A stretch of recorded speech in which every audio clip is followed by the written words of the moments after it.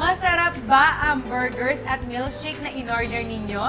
I'm sure, mas masarap dahil kapag ang mahal mo ang kasalo mo. Kahit ba to, nagiging masarap. Ngayon, may love challenge ako sa inyong dalawa. Sabi nila, ang matibay na samahan ay walang taguan ng feelings. Open communication palagi. So ngayon, magtitigan kayo at aminin nyo ang isang bagay na naiirita kayo kapag ginagawa ng partner nyo. At bakit?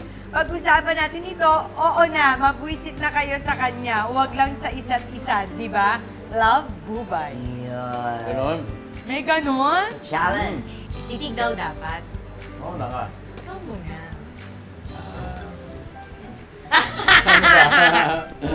Na... Naiinis ako kapag meron ka kapag meron ka inaayos na gamit ko, tapos pag tinatanong kita, hindi mo na maalala kung nasaan. Hindi! Kasi, hindi. Ako kasi si ayos ako. Ayoko naman makakalat. So, OC ako, to eh, OC eh. ayos ako ng ayos. Hindi ko alam. Minsan mga... Pero hindi na niya alam kung saan niya nilalagay. Sabi niya, oh, baby, sabi naging... Hindi ko alam. Masaya Minsan na- birth certificate yung inaayos at nawawala. Ano sa'yo? At naiinis.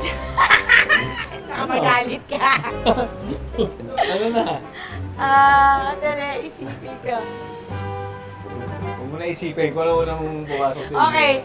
Naiinis ako sa tuwing kakain tayo na may sounds ka. Sounds? Paano?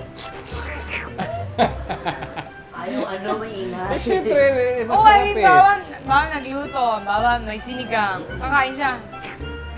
Ba't ngayon wala Dad, naman? no sounds! Lalo niyang gagawin. Pero sabi pag ganun doon, nasasarap Oh, ako di ba? sa kakain. Oo. Hindi na sa kinakampihan ko siya. Pare, di ba pare? Pare talaga. Alam mo pare, ganun talaga. May Wala bang anong gusto namin sa isa't isa? Ayun nga, pwede rin naman. O, game. Hindi nakagusto.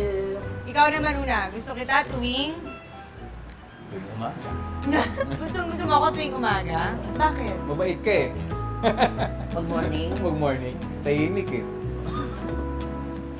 Ano nga? Ayun nga, ikaw na. Gusto kita kapag gabi na. Bakit? Kasi good boy ka rin pag gabi. Puro kalokohan. Eat na tayo kasi mamaya may surprise pa ako sa inyong dalawa. Marami pa akong pot of flowers doon. Ganon? Kailangan yung sagutin, mas matindi. Kaya abangan nyo yan, ha?